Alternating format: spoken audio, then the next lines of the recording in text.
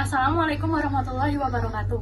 Perkenalkan, nama saya Talita Norayafi dari kelas 2024F dengan NIM akhir 039. Kali ini saya sebagai konselor. Saya Noni Bila dengan NIM akhir 270. Saya dari kelas BK 2024F. Saya di sini sebagai konseling. Halo semuanya, perkenalkan nama saya Elia Mulujeng. Di sini saya berperan sebagai pengamat dalam sesi konseling kali ini. Kali ini kita akan membahas berani mengungkapkan diri latihan asertif dalam konseling. Halo Bella, senang sekali bisa ketemu lagi. Gimana ini kabarnya?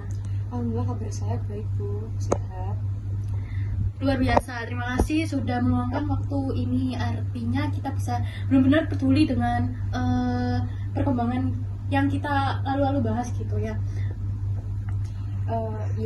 Menurut saya itu saya datang ke sini ini karena saya merasa agak sedikit mengganjal. Oke. Karena menurut saya akhir-akhir ini pikiran saya agak agak semrawut gitu ya. Di pertemuan sebelumnya kita kan sempat cerita tentang Anda kan kesulitan untuk menyampaikan pendapat dalam untuk semisal pertemanan dalam kelompok gitu kan. Apakah masih terjadi pada diri Anda? Iya, masih terjadi. Karena menurut saya itu semakin kayak menjadi sih Bu. Apakah kamu merasa kamu diam? Iya, saya merasa diam karena saya nggak berani untuk speak up gitu. Diam dalam arti kata diam menurutmu itu apa? Diam menurut saya nggak melakukan tindakan apa-apa. Saya selalu memendam sendiri apa yang sedang saya alami. Oke, kamu sedang mengalami konflik batin ya, antara dengan takut untuk tidak didengar dengan takut ditolak. Itu hal yang sangat manusiawi. Terus justru kamu tuh sedang di masa belajar peka terhadap dirimu sendiri, dan itu cuma mungkin ya kelemahan kamu sendiri gitu. Bella, hari ini kan kita akan mengenalkan konsep yaitu komunikasi asertif. Apakah kamu tahu atau apakah kamu mendengar tentang teknik komunikasi asertif itu? Belum. Oke. Ya, tapi asertif itu lebih dari apa ya? Cuma komunikasi ngomong yang tegas itu bukan hal itu aja. Jadi asertif itu adalah kemampuan untuk menyampaikan pendapat. Jadi pendapat, terus perasaan juga, terus kebutuhan untuk jujur, terus sopan, habis itu menghargai diri sendiri maupun orang lain.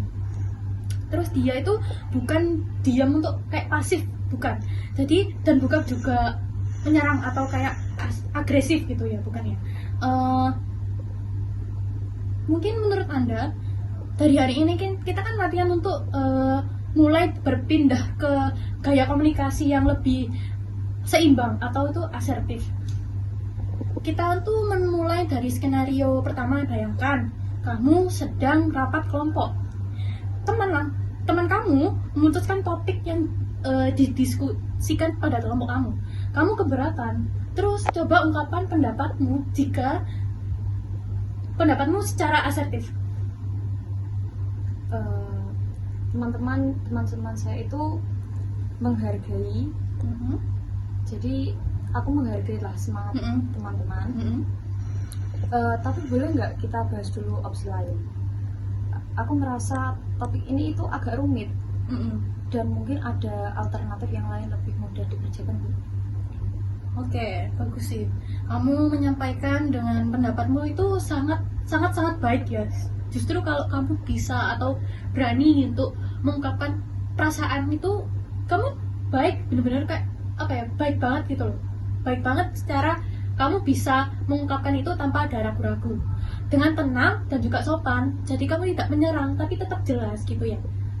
Apa adakah perasaan seperti deg-degan atau gimana atau? Saya merasa agak deg-degan sih Bu, tapi rasanya lebih lega ngomong kayak gitu. Oke, itulah teknik asertif itu seperti itu ya. Menjaga dirimu tanpa menjatuhkan orang lain itu adalah salah satu contoh dari teknik asertif.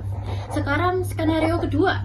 semisal teman kamu sering pinjam barang tapi tidak pernah dikembalikan tepat waktu, kamu tuh merasa terganggu. Coba gimana sih tunjukkan perasaanmu, atau bisa kamu ungkapkan ke saya? Hai, aku mau ngomong sesuatu nih. Aku sadar kamu sering pinjam barang-barangku, tapi kadang balikinnya lama banget.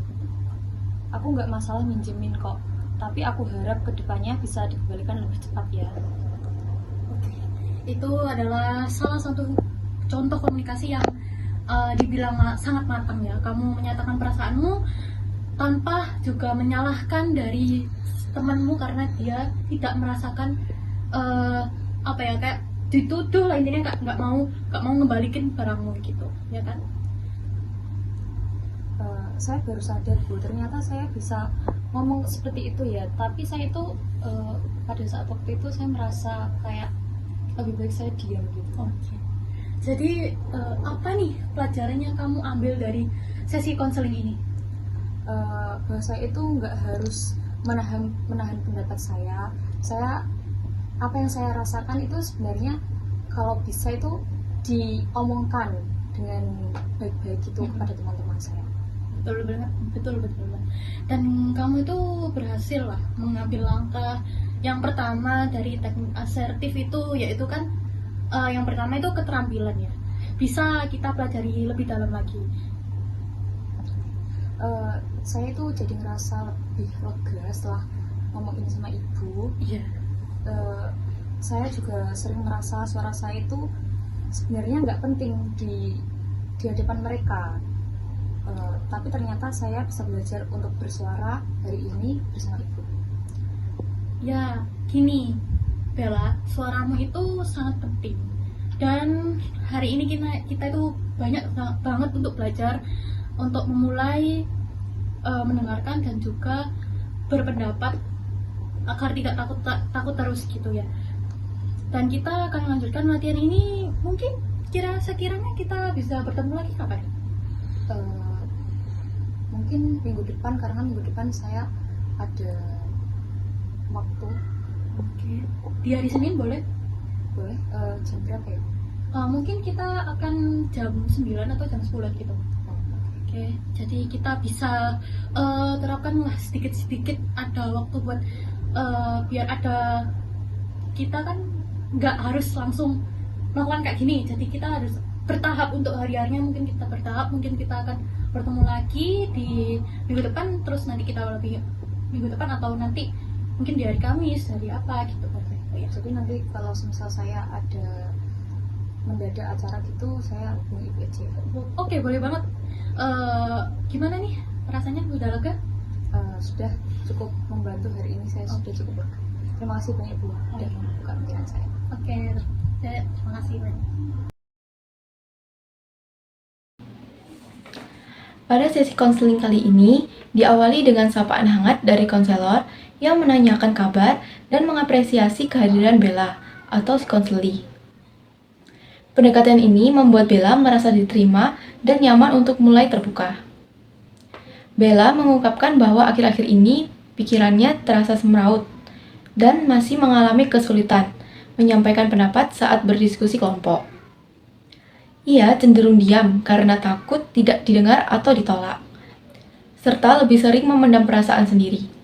Konselor menanggapi perasaan tersebut dengan empati dan menegaskan bahwa apa yang dialami Bella merupakan hal manusiawi, terutama dalam proses belajar memahami diri sendiri. Selanjutnya, konselor memperkenalkan konsep komunikasi asertif, yaitu kemampuan untuk menyampaikan pendapat, perasaan, dan kebutuhan secara jujur, sopan, dan tetap menghargai diri sendiri serta orang lain tanpa bersikap pasif maupun agresif.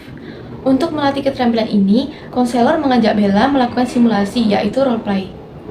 Pada skenario pertama, Bella diminta menyampaikan keberatan terhadap topik diskusi kelompok dan ia berhasil mengungkapkan pendapat secara tenang dan sopan. Konselor memberikan penguatan positif atas usaha tersebut. Pada skenario kedua, Bella berarti menyampaikan keberatan kepada teman yang sering meminjam barang, namun lambat mengembalikannya. Bella berhasil mengungkapkan perasaan dan harapannya dengan cara tidak menuduh dan tetap menjaga hubungan baik. Konselor menegaskan bahwa cara Bella merupakan bentuk komunikasi yang matang dan tepat. Melalui sesi ini, Bella menyadari bahwa dirinya sebenarnya mampu berbicara dan mengungkapkan perasaan tanpa harus takut menyinggung orang lain. Ia merasa lega dan mulai memahami bahwa suara dirinya juga penting untuk didengar. Konselor menutup sesi dengan memberikan penguatan bahwa proses belajar komunikasi asertif perlu dilakukan secara bertahap dan disepakati untuk melanjutkan sesi latihan pada pertemuan berikutnya.